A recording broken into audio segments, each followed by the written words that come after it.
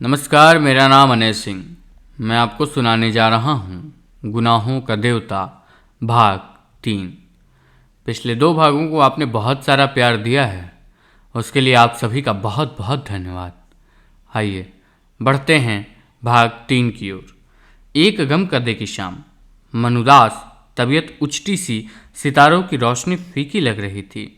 मार्च की शुरुआत थी और फिर भी जाने शाम इतनी गर्म थी, या सुधा को ही इतनी बेचैनी लग रही थी। पहले वह जाकर सामने के लॉन में बैठी, लेकिन सामने के मौलसरी के पेड़ में छोटी छोटी गौरैयों ने मिलकर इतने जोर से चहचहाना शुरू किया कि उसकी तबीयत घबरा उठी। वह इस वक्त एकांत चाहती थी और सबसे बढ़कर सन्नाटा चाहती थी, जहाँ कोई न बोले, कोई बात न करे, सभी खामोशी में डूबे हुए हों। वह उठकर टहलने लगी और जब लगने लगा कि पैरों में ताकत ही नहीं रही, तो फिर लेट गई हरी हरी घास पर। मंगलवार की शाम थी और अभी तक पापा नहीं आए थे। आना तो दूर, पापा या चंदर के हाथ के एक पुर्जे के लिए तरस गई थी। किसी ने यह भी नहीं लिखा कि वे लोग कहाँ रह गए हैं या कब तक आएंगे। किसी को भी सुधा का ख्याल नहीं। शनिवार या इतवार को तो वह हर रोज खाना खाते वक्त रोई। चाय पीना तो उसने उसी दिन छोड़ दिया था। और सोमवार को जब पापा नहीं आए तो वह इतना फूट फूट कर रोई कि महाराजिन को सिकती हुई रोटी छोड़कर चूल्हे की आंच निकालकर सुधा को समझाने आना पड़ा। और सुधा की रुलाई देखकर तो महाराजिन के हाथ पांव ढीले हो गए थे। उसकी सारी डांट हवा हो गई थी और वह सुधा का मुंह देखती ही देखती थी। कल से कॉलेज भी नहीं गई थी और दोनों दिन से इंतजार कर रही थी कि कहीं दोपहर को पापा ना आ जाए। गेसु से भी 2 दिन से मुलाकात नहीं हुई थी, लेकिन मंगल को दोपहर तक जब कोई खबर ना आई तो उसकी घबराहट बेकाबू हो गई। इस वक्त उसने बिस्रिया से कोई बात नहीं की। आधा घंटा पढ़ने के बाद उसने कहा कि उसके सिर में दर्द हो रहा है। उसके बाद खूब रोई, रोती ही रही। उसके बाद उठी, चाय पी, मुंह हाथ धोया और सामने के लॉन में टहलने लगी और फिर लेट गई हरी हरी घास पर। बड़ी ही उदास शाम थी और क्षितिज की लाली के होठ भी स्याह पड़ गए थे। बादल सांस रोके पड़े थे और खामोश सितारे टिमटिमा रहे थे। बगलों की धुंधली धुंधली कतारे पर मारती हुई गुजर रही थी। सुधा ने एक लंबी सांस लेकर सोचा कि अगर वह चिड़िया होती तो एक क्षण में उड़कर वहां जाना चाहती जहां की वो खबर ले आती। पापा इस वक्त घूमने गए होंगे। चंदर अपने दोस्तों की टोली में बैठ रंगरलिया कर रहा होगा। वहाँ भी दोस्त बना लिए होंगे उसने। बड़ा बातूनी है चंदर और बड़ा मीठे स्वभाव का। आज तक किसी से सुधा ने उसकी बुराई नहीं सुनी। सभी उसको प्यार करते थे, यहाँ तक कि महाराजिन, जो सुधा को हमेशा डांटती रहती थी, चंदर का हमेशा पक्ष लेती थी। और सुधा हर एक से पूछ लेती थी चंदर के बारे में उसकी क्या राय है। लेकिन सब लोग जितनी चंदर की तारीफ करते, वह उतना अच्छा उसे नहीं समझती थी। चंदर उसका ऊन कभी नहीं ला कर देता था। बादामी रंग का रेशम मंगाओ तो केसरिया रंग का ला देता था। इतने नक्शे बनाता रहता था। और सुधा ने हमेशा उससे कहा कि मेजपोश की कोई डिजाइन बना दो, तो उसने कभी नहीं बनाई। एक बार सुधा ने बहुत अच्छी वायल कानपुर से मंगाई थी और चंदर ने कहा, लाओ, यह बहुत अच्छी है, इस पर हम किनारे पर डिजाइन बना देंगे। और उसके बाद उसने तमाम पान जैसा जाने क्या बना दिया। और जब सुधा ने पूछा यह क्या है, तो बोला लंका का नक्शा है। जब सुधा बिगड़ी तो बोला लड़कियों के हृदय में रावण से मेघनाथ तक करोड़ों राक्षसों का वास होता है, इसलिए उसकी पोशाक में लंका का नक्शा ज़्यादा सुशोभित होता है। मारे गुस्से के सुधा ने वह धोती अपनी मालिन को दे डाली थी। यह सब बातें तो किसी को मालूम नहीं। उसके सामने तो ज़रा सा कपूर साहब हंसती हैं, 4 मजाक की बातें कर दी, छोटे मोटे उनके काम कर दिए, मीठी बातें कर ली और सब समझे कि कपूर साहब तो बिल्कुल गुलाब के फूल हैं। लेकिन कपूर साहब एक तीखे कांटे हैं जो दिन रात सुधा के मन में चुभते रहते हैं। यह दुनिया को नहीं मालूम, दुनिया क्या जाने कि सुधा कितनी परेशान रहती है चंदर की आदतों से। अगर दुनिया को मालूम हो जाए तो कोई चंदर की जरा भी तारीफ न करे, सब सुधा की ही तारीफ करें, उसको ही ज़्यादा अच्छा कहें।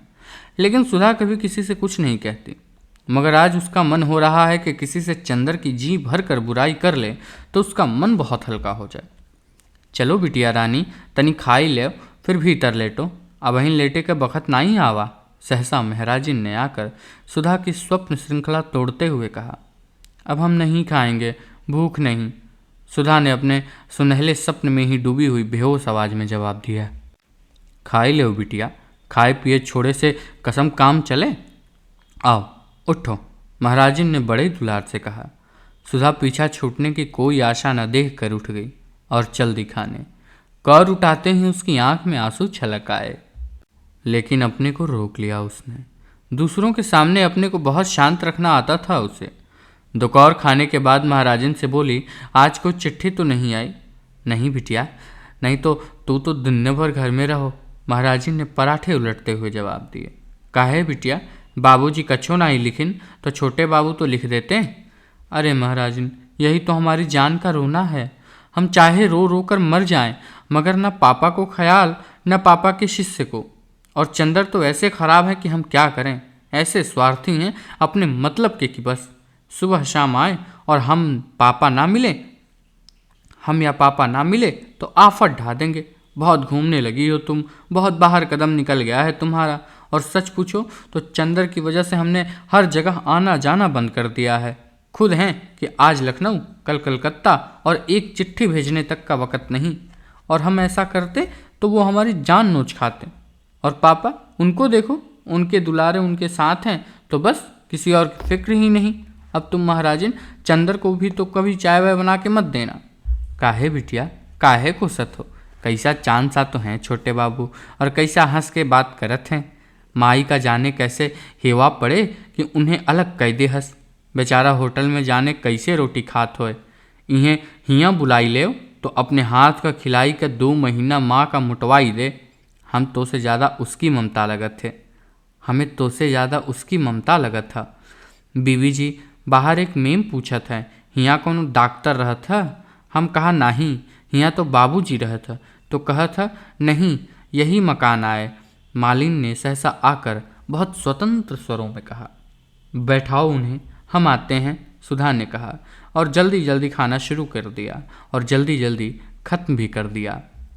बाहर जाकर उसने देखा तो नील कांटे के झाड़ से टिकी हुई एक बाईसाइकिल रखे थे और एक ईसाई लड़की लॉन पर टहल रही है। होगी करीब 24 या 25 वर्ष की, लेकिन बहुत अच्छी लग रही थी। कहिए, आप किसे पूछ रही हैं? सुधा ने अंग्रेजी में पूछा। और मैं डॉक्टर शुक्ला से मिलने आई हूँ, उसने शुद्ध हिंदुस्तानी में कहा। वे तो बाहर गए हैं और कब आएंगे कुछ पता नहीं। कोई खास काम है आपको? सुधा ने पूछा। नहीं, यूँ ही मिलने आ गई। आप उनकी लड़की हैं? उसने साइकिल उठाते हुए कहा। जी हाँ। आप अपना नाम तो बताती जाइए। मेरा नाम कोई महत्वपूर्ण नहीं, मैं उनसे मिल लूँगी। और हाँ, आप उसे जानती हैं, मिस्टर कपूर को? आप पम्मी हैं, मिस डिक्रूज? सुधा को एकदम ख्याल आया। आइए आइए, हम आपको ऐसे नहीं जाने देंगे। चलिए बैठिए। सुधा ने बड़ी बेतकल्लुफ़ी से उसकी साइकिल पकड़ ली। अच्छा चलो, कहकर पम्मी जाकर ड्राइंग रूम में बैठ गई। रहते तो वे चौक में हैं, लेकिन आजकल तो वे पापा के साथ बाहर गए हैं। वे तो आपकी एक दिन बहुत तारीफ़ कर रहे थे, बहुत तारीफ़। इतनी तारीफ़ किसी लड़की की करते तो हमने नहीं सुना। सचमुच? पम्मी का चेहरा लाल हो गया। वह बहुत अच्छे हैं, बहुत अच्छे हैं।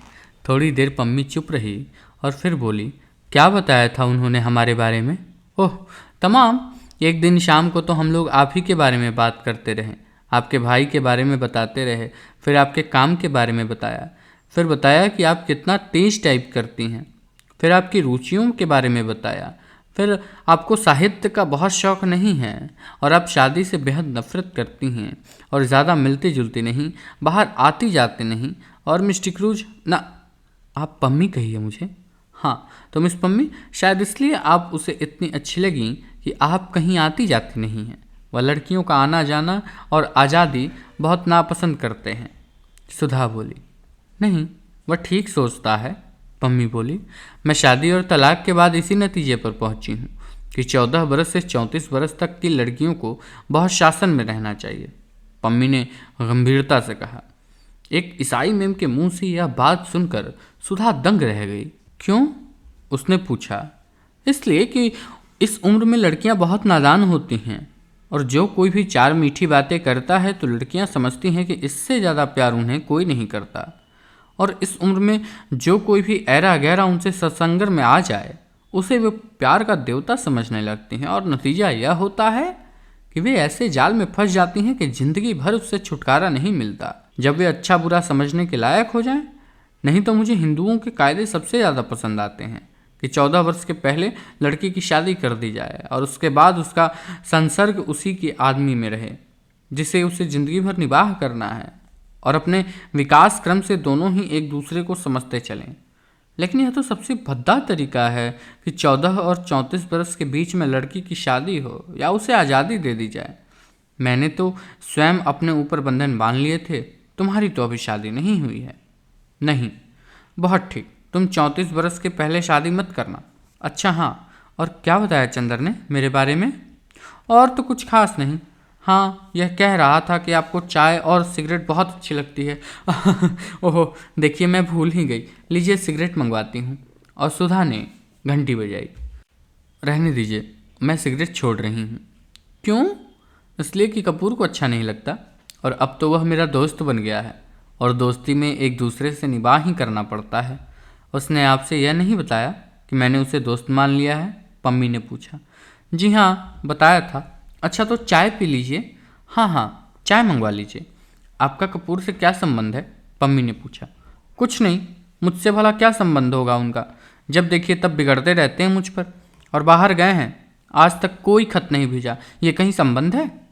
नहीं, मेरा मतलब आप उनसे घनिष्ठ हैं। हाँ, कभी वह छिपाते तो नहीं मुझसे कुछ। क्यों? तब तो ठीक है, सच्चे दिल के आदमी मालूम पड़ते हैं। आप तो यह बता सकती हैं कि उन्हें क्या क्या चीज़ें पसंद है? हाँ, उन्हें कविता पसंद है। बस कविता के बारे में बात न कीजिए, कविता सुना दीजिए उन्हें, या कविता की किताब दे दीजिए उन्हें। और उनको सुबह घूमना पसंद है, रात को गंगा जी पर सैर करना पसंद है, सिनेमा तो बेहद पसंद है। और क्या, चाय की पत्ती का हलवा पसंद है। यह क्या होता है? मेरा मतलब कि दूध की चाय उन्हें पसंद है। अच्छा।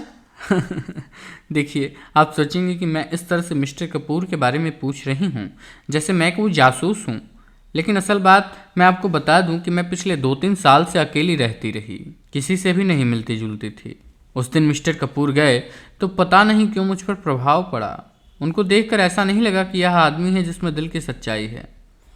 उनको देखकर ऐसा लगा कि यही आदमी है वह जिसकी दिल की सच्चाई है, जो आदमियों से बिल्कुल नहीं होती। तभी मैंने सोचा कि इनसे दोस्ती कर लूं। लेकिन चूंकि एक बार दोस्ती करके विवाह और विवाह के बाद अलगाव में भोग चुकी हूँ, इसलिए इनके बारे में पूरी जांच पड़ताल कर लेना चाहती हूँ। लेकिन दोस्त तो अब बना ही चुकी हूँ। चाय आ गई है।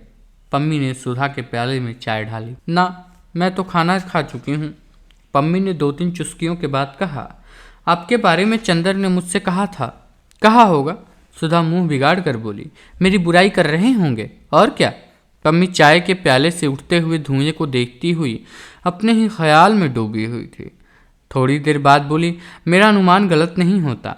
मैंने कपूर को देखते ही समझ लिया था कि यही मेरे लिए उपयुक्त मित्र हैं।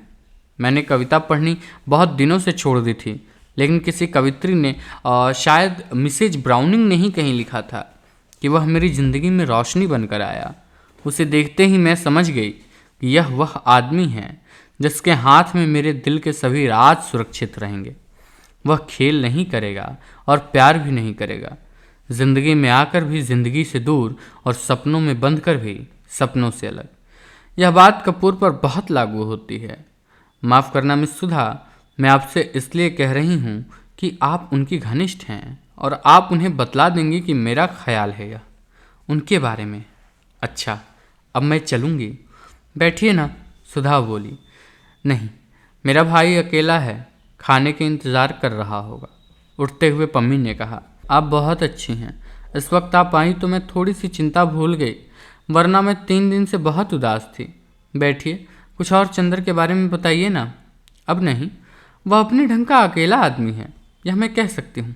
ओह, तुम्हारी आंखें बड़ी सुंदर हैं, देखूं? और छोटे बच्चे की तरह उसके मुंह को हथेलियों से ऊपर उठाकर पम्मी ने कहा, बहुत सुंदर हैं आंखें। माफ़ करना, मैं कपूर से भी इतनी ही बेतकल्लुफ़ हूँ। सुधा झेंप गई, उसने आंखें नीची कर ली। पम्मी ने अपनी साइकिल उठाते हुए कहा, कपूर के साथ आप आइएगा। और आपने कहा था कि कपूर को कविता पसंद है। कपूर के साथ आप आइएगा, और आपने कहा था कपूर को कविता पसंद है। जी हाँ, गुड नाइट। जब पम्मी बंगले पर पहुंची तो उसकी साइकिल के कैरियर में अंग्रेजी कविता के 5-6 ग्रंथ बंधे हुए थे। 8 बज चुके थे। सुधा जाकर अपने बिस्तर पर लेट कर पढ़ने लगी। अंग्रेजी कविता पढ़ रही थी। अंग्रेजी लड़कियां कितनी आज़ाद और स्वच्छंद होती होंगी। जब पम्मी जो ईसाई है इतनी आज़ाद है। उसने सोचा कि पम्मी कितनी अच्छी है। उसकी बेतकल्लुफ़ी में भोलापन तो नहीं है पर सरलता बहुत है। बड़ा साफ दिल है, कुछ छिपाना नहीं जानती और सुधा से सिर्फ 5-6 साल बड़ी है, लेकिन सुधा उसके सामने बच्ची लगती है। कितना जानती है पम्मी और कितनी अच्छी है उसकी, कितना जानती है पम्मी और कितनी अच्छी है समझ उसकी। और चंदर की तारीफ करते नहीं थकती। चंदर के लिए उसने सिगरेट छोड़ दी। चंदर उसका दोस्त है। इतनी पढ़ी लिखी लड़की के लिए रोशनी का देवदूत है। सचमुच चंदर पर सुधा को गर्व है और उसी चंदर से वह लड़ झगड़ लेती है, इतनी मान मनुहार कर लेती है और चंदर सब बर्दाश्त कर लेता है, वरना चंदर के इतने बड़े बड़े दोस्त हैं और चंदर की इतनी इज्जत है। अगर चंदर चाहे तो सुधा की रत्ती भर भी परवाह न करे, लेकिन चंदर सुधा की भली बुरी बात बर्दाश्त कर लेता है और वह कितना परेशान करती रहती है चंदर को। कभी अगर सचमुच चंदर बहुत नाराज हो गया और सचमुच हमेशा के लिए बोलना छोड़ दे तब क्या होगा?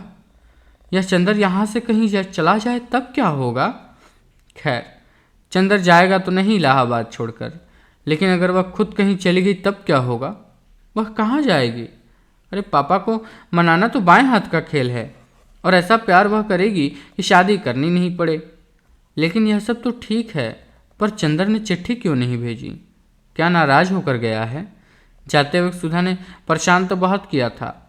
होलडॉल की पेटी का बक्सुआ खोल दिया था और उठाते ही चंदर के हाथ से सब कपड़े बिखर गए। चंदर कुछ बोला नहीं, लेकिन जाते समय उसने सुधा को डांटा भी नहीं और नहीं यही समझाया कि घर का ख्याल रखना, अकेले घूमना मत, महाराजन से लड़ना मत, पढ़ती रहना।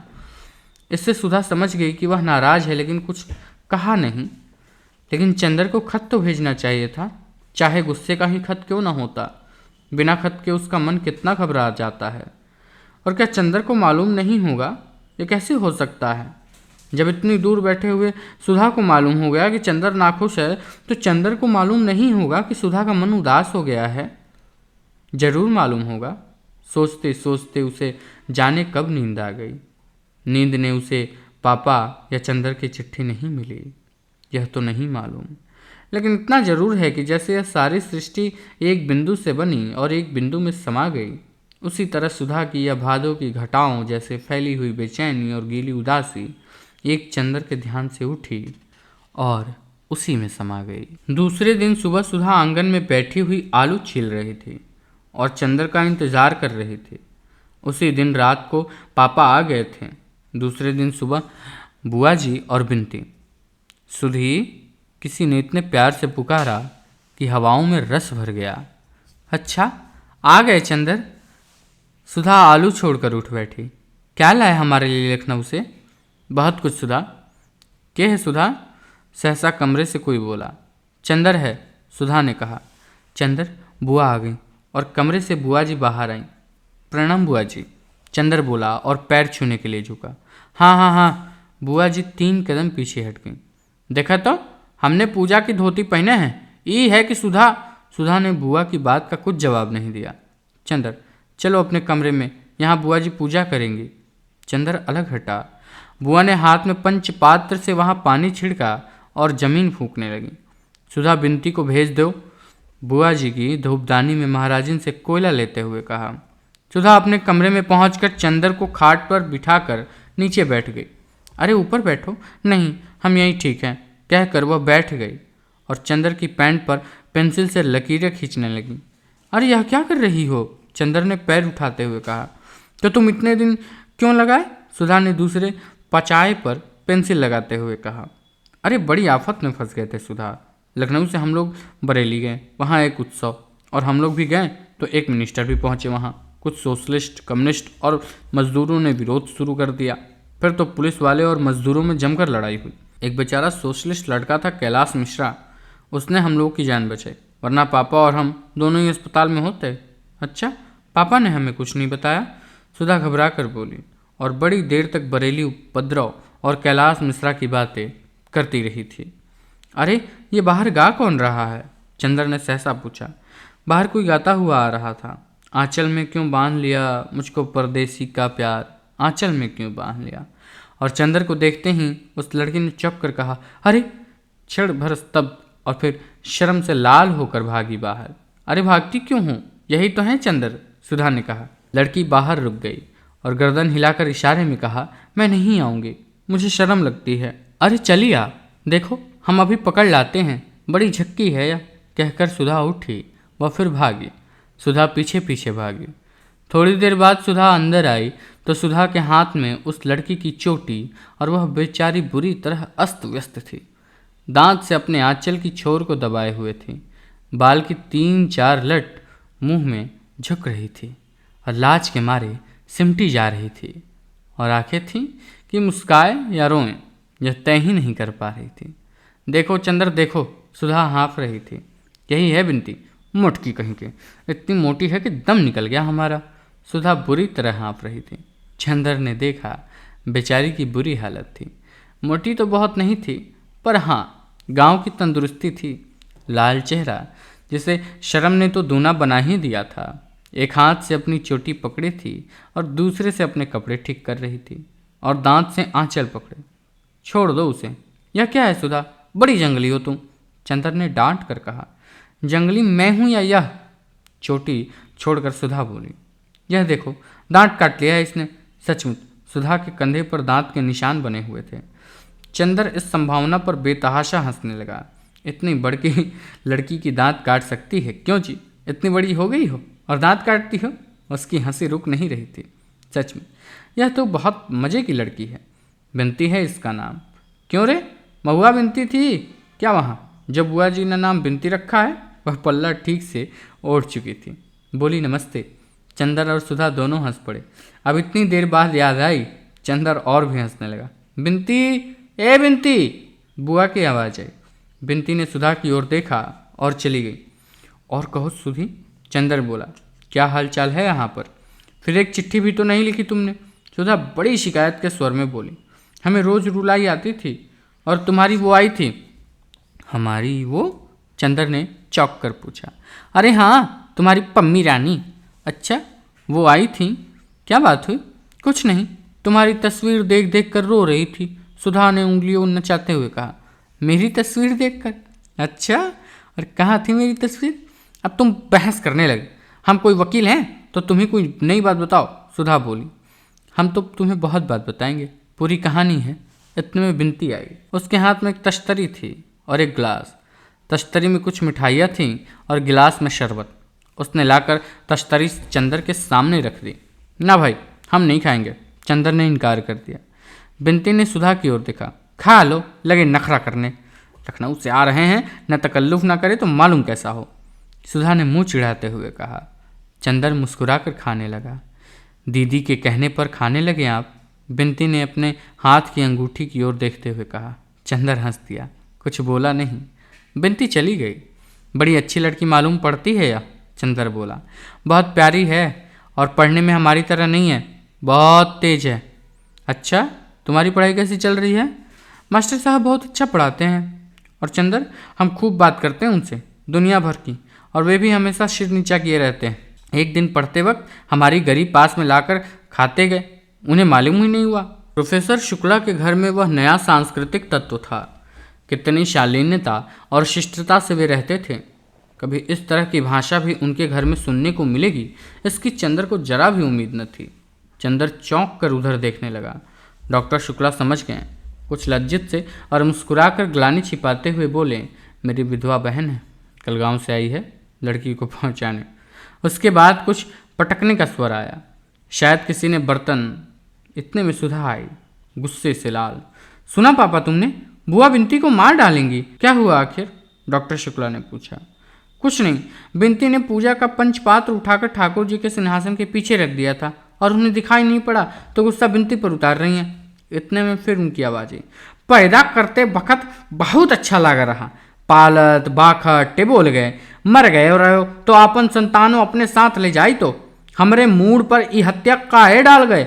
ऐसी कुलक्षणी है कि पैदा होती बाप को खाई गई। सुना पापा तुमने? चलो हम चलते हैं, डॉक्टर शुक्ला ने कहा। सुधा वहीं रह गई। चंदर से बोली, ऐसा बुरा स्वभाव है बुआ का कि बस, बिनती ऐसी है कि इतना बर्दाश्त कर लेती है। बुआ ने ठाकुर जी का सिंहासन साफ करते हुए कहा, रोवत का है हो?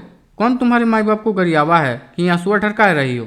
ये सब चौंचला अपने ओके दिखाए जाके। 2 महीना और है, अब इनसे उधियानी न जाओ। अब अभद्रता की सीमा पार हो चुकी थी। बिनती, चलो कमरे के अंदर, हटो सामने से, डॉक्टर शुक्ला ने डांट कर कहा। अब ये चरखा बंद होगा या नहीं? कुछ शर्म हया है कि नहीं तुम में? बिनती सिसकते हुए अंदर गई।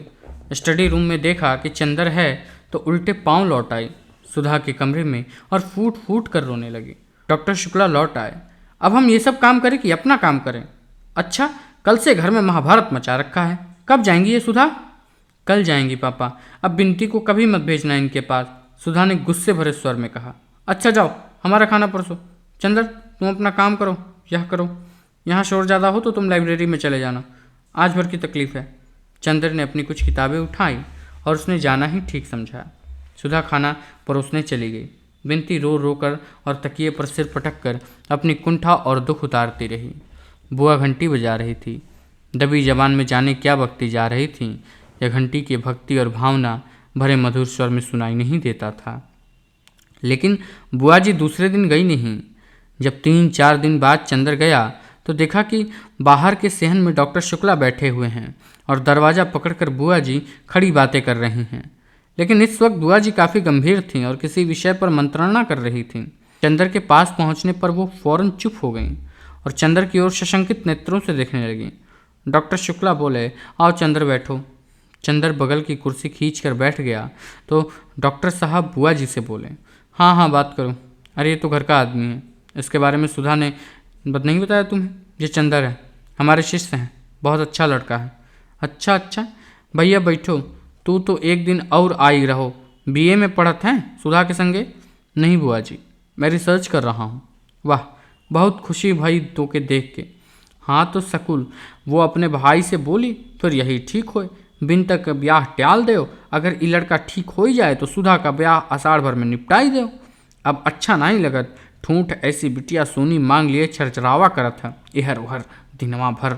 बुआ बोली, हाँ ये तो ठीक है डॉक्टर शुक्ला, मैं खुद सुधा का ब्याह अब टालना नहीं चाहता। बीए तक की शिक्षा काफ़ी है, वरना फिर हमारी जाति में तो लड़के नहीं मिलते। लेकिन ये जो लड़का तुम बता रही हो तो वो तो घर वाले ऐतराज़ तो नहीं करेंगे? और फिर लड़का तो हमें अच्छा लगा है, लेकिन घर वाले पता नहीं कैसे हों।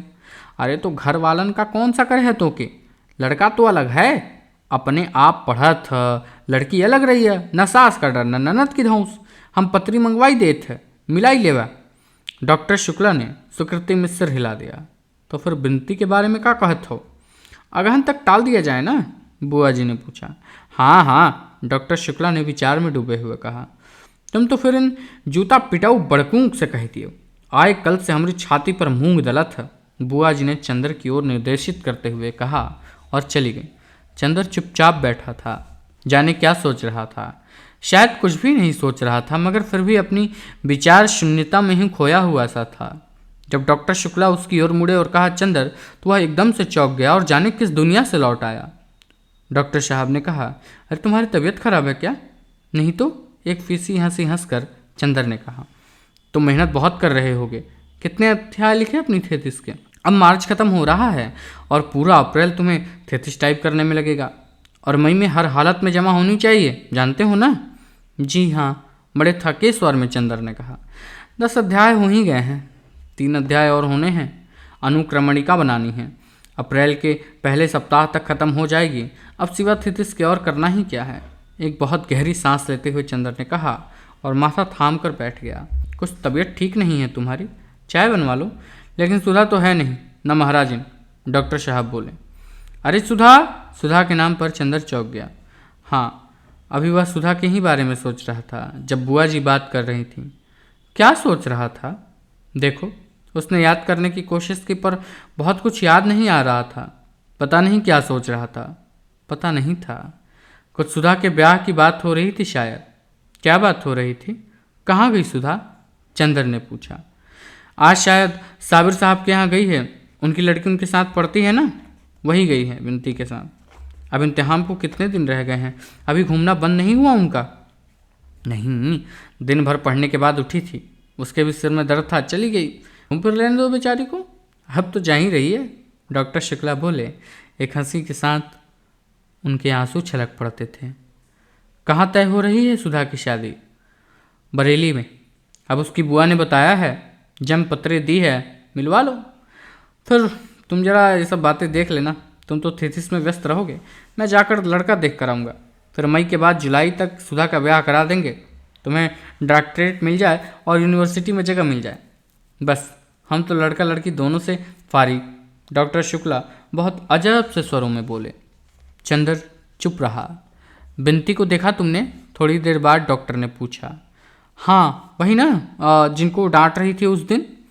हाँ वही, उसके ससुर आए हुए हैं।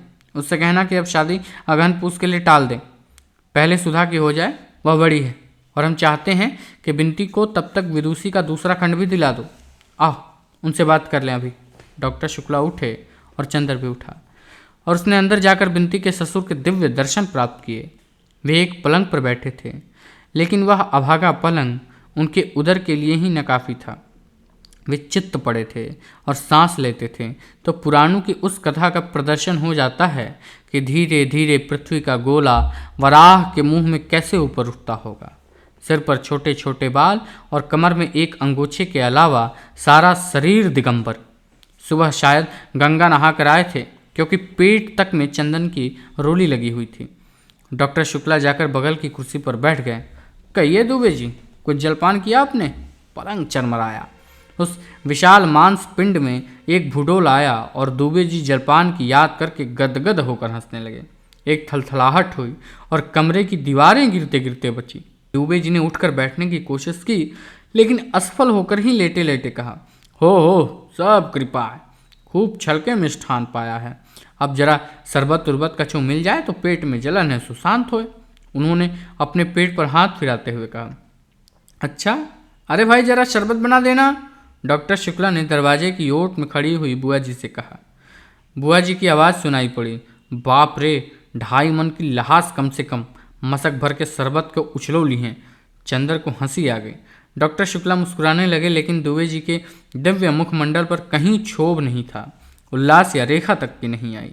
चंदर मन ही मन सोचने लगा, प्राचीन काल के ब्रह्मानंद सिद्ध महात्मा ऐसे ही होते होंगे। बुआ एक गिलास में शरबत ले आईं। दुबे जी कांख कांख कर उठे और सांस में शरबत गले से नीचे उतार कर बोला और गिलास नीचे रख दिया। दुबे जी, एक प्रार्थना है आपसे। डॉक्टर शुक्ला ने हाथ जोड़कर बने विनीत स्वर में कहा। नहीं नहीं, बात काटकर दुबे जी बोले, बस अब हम कछु न खाए।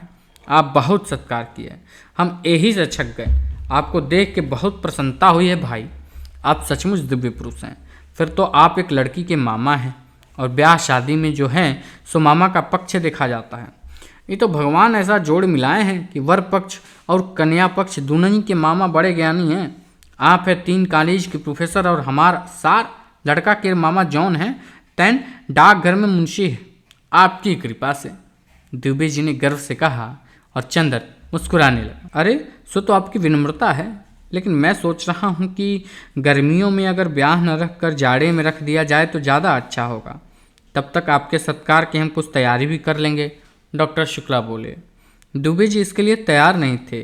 वे बड़े अचरज में भरकर उनकी ओर देखने लगे, लेकिन बहुत कहने सुनने के बाद अंत में वे इस शर्त पर राजी हुए कि अगहन तक हर 30 त्यौहार पर लड़के के लिए कुर्ता धोती तक का कपड़ा 11-12 रुपये नजराना जाएगा, और अगहन में अगर ब्याह हो रहा है तो सास ननद और जिठानी के लिए गर्म साड़ी जाएगी। जब जब दुबे जी गंगा नहाने प्रयागराज जाएंगे तो उनका रचना एक थाल कपड़े और एक स्वर्ण मणि जैसो होगा। जब डॉक्टर शुक्ला ने यह स्वीकार कर लिया, तब दुबे जी ने उठकर अपना झालम झोला कुर्ता गले में अटकाया और अपनी गठरी उठाकर हाथ में बोले, अच्छा तो अब आज्ञा देव, हम चलिए। अब ये रुपया लड़की को दे दियो, अब बात पक्की है। और अपने टेंट से उन्होंने एक मुड़ा मुड़ाया तेल लगा हुआ 5 रुपये का नोट निकाला और डॉक्टर साहब को दे दिया। चंदर, एक तांगा कर दो दुबे जी को। अच्छा, अब हम भी चलें। जब ये लोग लौटे तो बुआ जी एक थाली से कुछ निकाल धर रही थीं। डॉक्टर शुक्ला ने नोट बुआ जी को देते हुए कहा, लो ये दे गए हैं तुम्हारी समधी जी लड़की को। 5 का नोट देखा तो बुआ जी सुलग उठी। ना गहना ना गुड़िया, ब्याह पक्का कर गए कागज के टुकड़े से।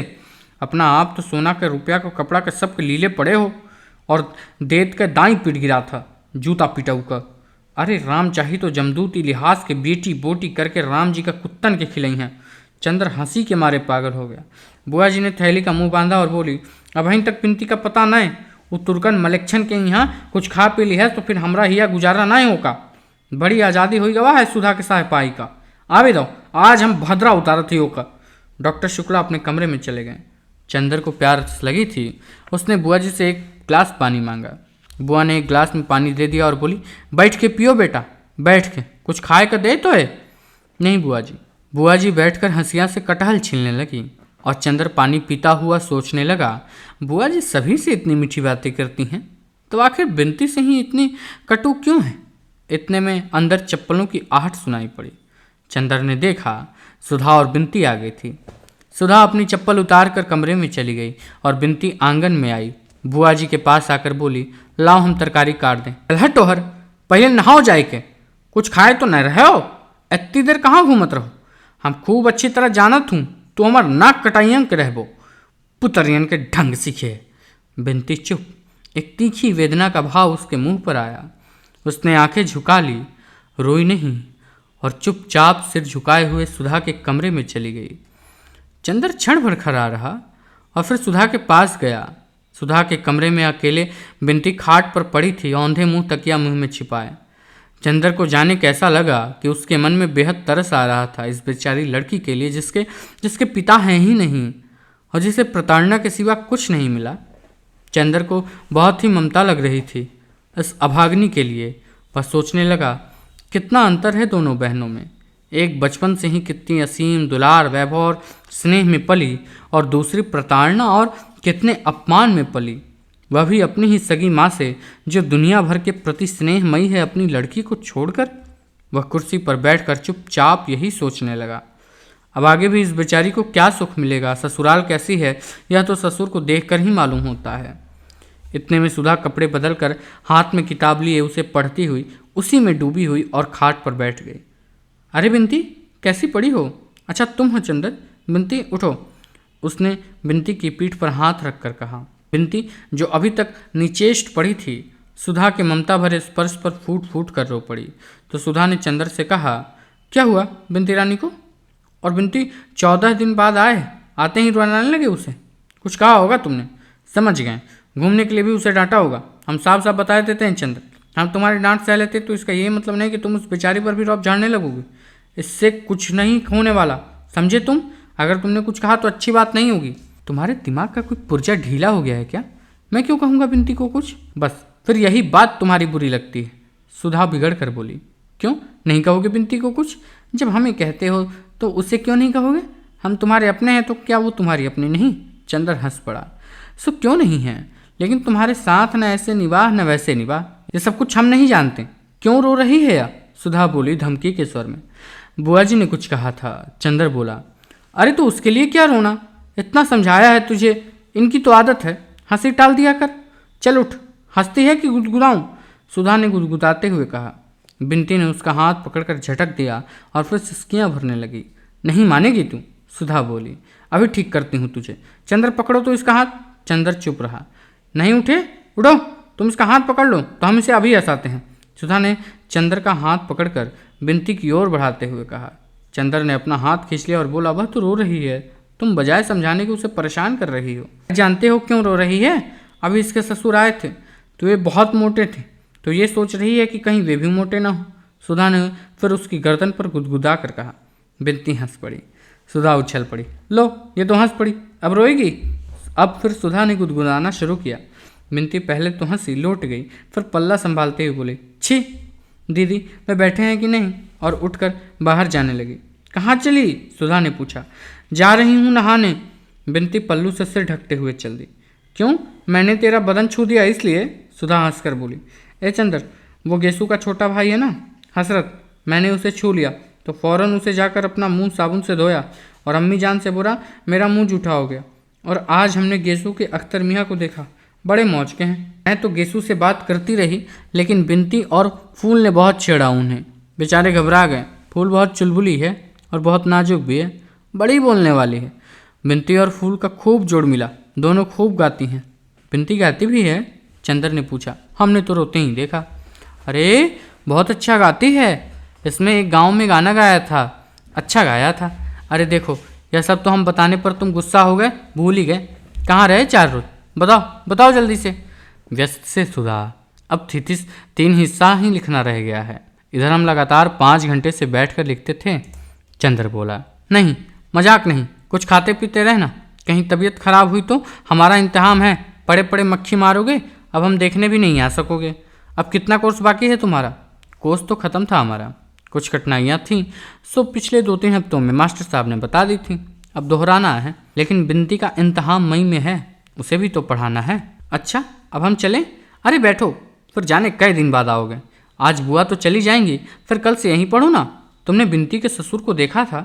हाँ देखा था। चंदर उसकी रूपरेखा याद करके हंस पड़ा। बाप रे, पूरे टैंक थे वे तो। बिनती की ननद से तुम्हारा ब्याह करवा देंगे, करोगी? सुधा बोली। लड़की इतनी ही मोटी है, उसे कभी डांट लेना तो देखेंगे तुम्हारी हिम्मत। ब्याह? एकदम से चंदर को याद आ गया, अभी बुआ ने बात की थी कि सुधा के ब्याह की। तब उसे कैसा लगा था? उसका दिमाग घूम गया था, जैसे एक असहनीय दर्द था, या क्या था जो उसकी नस नस को तोड़ गया एकदम। क्या हुआ चंदर? अरे चुप क्यों हो गए? डर गए मोटी लड़की के नाम से? सुधा ने चंदर का कंधा पकड़कर झकझोरते हुए कहा। चंदर एक फीकी हंसी हंसकर रह गया और चुपचाप सुधा की ओर देखने लगा। सुधा चंदर की निगाह से सहम गई। चंदर की निगाह में जाने क्या था, एक अजब सा पथराया सूनापन, एक जाने किस दर्द में अमंगल छाया, एक जाने किस पीड़ा की मुंह का आवाज, एक जाने कैसे पिघलती हुई सी उदासी, और वह भी गहरी, जाने कितनी गहरी। और था वह चंदर का। चंदर एक टक देखता जा रहा था, एक टक अपलक। सुधा को जाने कैसा लगा, ये अपना चंदर तो नहीं, ये अपने चंदर की निगाह तो नहीं। चंदर तो ऐसी निगाह से, इस तरह से अपलक तो सुधा को कभी नहीं देखता था। नहीं, यह चंदर की निगाह तो नहीं। इस निगाह में न शरारत है, न डांट है, न दुलार है, न करुणा। इसमें कुछ ऐसा है जिससे सुधा बिल्कुल परिचित नहीं, जो आज चंदर में पहली बार दिखाई पड़ रहा है। सुधा को जैसा डर लगने लगा है, जैसे वह कांप उठी है। यह दूसरा चंदर है जो इसे इस तरह देख रहा है। यह कोई अपरिचित है, कोई अजनबी, कोई दूसरे देश का व्यक्ति जो सुधा को। चंदर, चंदर तुम्हें क्या हो गया? सुधा की आवाज़ मारे डर के कांप रही थी। उसका मुंह पीला पड़ गया, उसकी सांस बैठने लगी थी। चंदर, और जब कुछ उसका मन बस न चला तो उसकी आंखों से आंसू छलक आए। हाथों पर एक गरम गरम बूंद आकर पड़ते ही चंदर चौंक गया। अरे सुधी, रो मत, नहीं पगली, हमारी तबीयत कुछ ठीक नहीं है, एक गिलास पानी तो ले आओ। सुधा अब भी कांप रही थी। चंदर की आवाज़ में अभी वही मुलायमियत नहीं आ पाई थी। वह पानी लाने के लिए उठी। नहीं, तुम कहीं मत जाओ, तुम बैठो यहीं। उसने उसकी हथेली अपने माथे पर रखकर जोर से अपने हाथों में दबा ली और कहा, सुधा। क्यों चंदर? कुछ नहीं। चंदर ने आवाज़ दी, लेकिन लगता था कि वह आवाज़ चंदर की नहीं थी, न जाने कहाँ से आ रही थी। क्या सिर में दर्द है? बिनती, एक गिलास पानी लाओ जल्दी से, सुधा ने आवाज़ दी। चंदर जैसे पहले सा हो गया था। अरे अभी मुझे कुछ हो गया था? तुम क्या बात कर रही थी सुधा? पता नहीं तुम्हें अभी क्या हो गया था, सुधा ने घबराई हुई गौरैया की तरह सहम कर कहा। चंदर स्वस्थ हो गया। कुछ नहीं सुधा, मैं ठीक हूँ, मैं तो यूं ही तुम्हें परेशान करने के लिए चुप था, उसने हंसकर कहा। हाँ चलो रहने दो, तुम्हारे सिर में दर्द है जरूर से, सुधा बोले। बिनती पानी लेकर आ गई थी। लो पानी पियो। नहीं, हमें कुछ नहीं चाहिए, चंद्र बोला। बिनती, जरा पेन बाम ले आओ, सुधा ने ग्लास जबरदस्ती उसके मुंह से लगाते हुए कहा। बिनती पेन बाम ले आई थी। बिनती, तू जरा लगा दे इनके। अरे खड़ी क्यों है? कुर्सी के पीछे खड़ी होकर माथे पर जरा हल्की उंगलियों से लगा दे। बिनती आज्ञाकारी लड़की की तरह आगे बढ़ी, लेकिन फिर हिचक गई। किसी अजनबी लड़के के माथे पर कैसे पेन बाम लगा दे? चलती है या अभी काट के गाड़ देंगे यहीं मोटकी कहीं की? खा खा कर मुटानी है, जरा सा काम नहीं होता। बिनती ने हार कर पेन बाम लगाया। चंदर ने उसका हाथ हटा दिया तो सुधा ने बिनती के हाथ से पेन बाम लेकर कहा, लाओ हम लगा दे। बिनती पेन बाम देकर चली गई। अंदर तो वह चंदर को बोला कि अब क्या बात कर रही थी, अब बताओ क्या बात कर रही थी? हाँ, बिनती के ब्याह की। ये उनके ससुर तो बहुत ही भद्दे मालूम पड़ रहे थे, क्या देखकर ब्याह कर रहे हो तुम लोग? पता नहीं क्या देखकर ब्याह कर रही हैं बुआ। असल में बुआ पता नहीं क्यों बिनती से इतना चिढ़ती हैं। वह तो चाहती हैं कि किसी तरह बोझ सिर से टले, लेकिन चंदर यह बिनती बड़ी खुश है। यह तो चाहती है कि किसी तरह से जल्दी इसका ब्याह हो। सुधा मुस्कुराती हुई बोली, अच्छा यह खुद ब्याह करना चाहती है? चंदर ने ताज्जुब से पूछा। और क्या, अपने ससुर को खूब सेवा कर रही थी सुबह सुबह। बल्कि पापा तो कह रहे थे अभी यह बीए कर ले तब ब्याह कर लेंगे। हमसे पापा ने कहा इनसे पूछने को। हमने पूछा तो कहने लगी कि बीए करके भी वही करना होगा, तो बेकार टालने से क्या फ़ायदा। फिर पापा हमसे बोले कि कुछ वजहों से अगहन में ब्याह होगा, तो बड़े ताज्जुब से बोली, अगहन में? सुधी, तुम जानती हो ना अगहन में उसका ब्याह क्यों टल रहा है? पहले तुम्हारा ब्याह होगा। चंदर हंसकर बोला। वह पूर्णतः शांत था। उसके स्वर में कम से कम बाहर का सिवा चुहल के और कुछ भी न था। मेरा ब्याह? मेरा ब्याह? आंखें फाड़कर मुंह फैलाकर हाथ नचाकर कतूहल भरे आश्चर्य से सुधा ने कहा और फिर हंस पड़ी, खूब हंसी। कौन करेगा मेरा ब्याह? बुआ, पापा करने ही नहीं देंगे। हमारे बिना पापा का काम नहीं चलेगा। और बाबू साहेब, तुम किस पर आकर रंग जमाओगे? ब्याह मेरा। सुधा ने मुंह बिचकाकर उपेक्षा से कहा। नहीं सुधा, मैं गंभीरता से कह रहा हूँ, 3-4 महीने के अंदर तुम्हारा ब्याह हो जाएगा। चंद्र ने उसे विश्वास दिलाते हुए कहा। अरे जाओ जाओ, सुधा ने हंसते हुए कहा, ऐसे हम तुम्हारे बनाने में ना आ जाए। अच्छा जाने दो, तुम्हारे पास कोई पोस्ट कार्ड है? लाओ जरा, इस कॉमरेड को एक चिट्ठी तो लिख दें। चंद्र बात बदल कर बोला। पता नहीं क्यों इस विषय की बात के चलने में उसे कैसा लगता था। कौन कॉमरेड? सुधा ने पूछा। तुम भी कम्युनिस्ट हो गए क्या? नहीं जी, वे जो बरेली का सोशलिस्ट लड़का कैलाश, जिससे झगड़ के हम लोगों की जान बचाई थी। हमें तुम्हें बताया ना कि सब किस्सा उस झगड़े का, जब हम और पापा बाहर गए थे। हाँ हाँ बताया था। उसे ज़रूर खत लिख दो, सुधा ने पोस्ट कार्ड देते हुए कहा। तुम्हें पता मालूम है, अंदर जब पोस्ट कार्ड लिख रहा था तो सुधा ने कहा, सुनो, उसे लिख देना कि पापा की सुधा पापा की जान बचाने के एवज में आपकी बहुत कृतज्ञ है, और कभी अगर हो सके तो आप इलाहाबाद जरूर आएँ। लिख दिया क्या? हाँ, चंदर ने पोस्ट कार्ड जेब में रखते हुए कहा। चंदर, हम भी सोशलिस्ट पार्टी के मेंबर होंगे, सुधा ने मचलते हुए कहा। चलो, अब तुम्हें नई सनक सवार हुई। तुम क्या समझ रही हो सोशलिस्ट पार्टी को? राजनीतिक पार्टी है वह, राजनीतिक। यह मत करना कि सोशलिस्ट पार्टी में जाओ और लौट कर आओ तो पापा से कहो, अरे हम तो समझे पार्टी है, वहाँ चाय पानी मिलेगी, वहाँ तो सब लोग लेक्चर देते हैं। धत, हम कोई बेवकूफ़ हैं क्या? सुधा ने बिगड़ कर कहा। नहीं, सो तो तुम बुद्धि सागर हो, लेकिन लड़कियों की राजनीतिक बुद्धि कुछ ऐसी ही होती है। चंदर बोला। अच्छा रहने दो, लड़कियां ना हो तो काम न चले, सुधा ने कहा। अच्छा सुधा, आज कुछ रुपए दोगी? हमारे पैसे ख़त्म हैं और सिनेमा देखना है ज़रा, चंदर ने बहुत दुलार से कहा। हाँ हाँ जरूर देंगे तुम्हें, मतलब ही कहीं के, सुधा बोली। अभी अभी तुम लड़कियों की बुराई कर रहे थे ना, तो तुम और लड़कियों में थोड़ी सी ही हो, तो तुम हमारी सुधा हो। सुधा महान, सुधा पिघल गई। अच्छा कितना लोगे? अपनी पॉकेट में से 5 रुपए का नोट निकाल कर बोली। इससे काम चल जाएगा? हाँ हाँ, आज जरा सोच कर पम्मी के यहाँ जाएं, तब सेकंड शो जाएं। पम्मी रानी के यहाँ जाओगे? समझ गए, तभी तुमने चाचा जी से ब्याह करने से इनकार कर दिया। लेकिन तुमसे पम्मी 3 साल बड़ी है, लोग क्या कहेंगे? सुधा ने छेड़ा। तो क्या हुआ जी, सब यूँ चलता रहता है, चंद्र ने हंसकर टाल दिया। तो फिर खाना यहीं खाए या कार में लेते जाए? सुधा ने कहा। मंगाओ, चंद्र ने पलंग पर पैर फैलाते हुए कहा। खाना आ गया, और जब तक चंद्र खाता रहा सुधा सामने बैठी रही और बिनती दौड़ दौड़ कर पूड़ी लाती रही।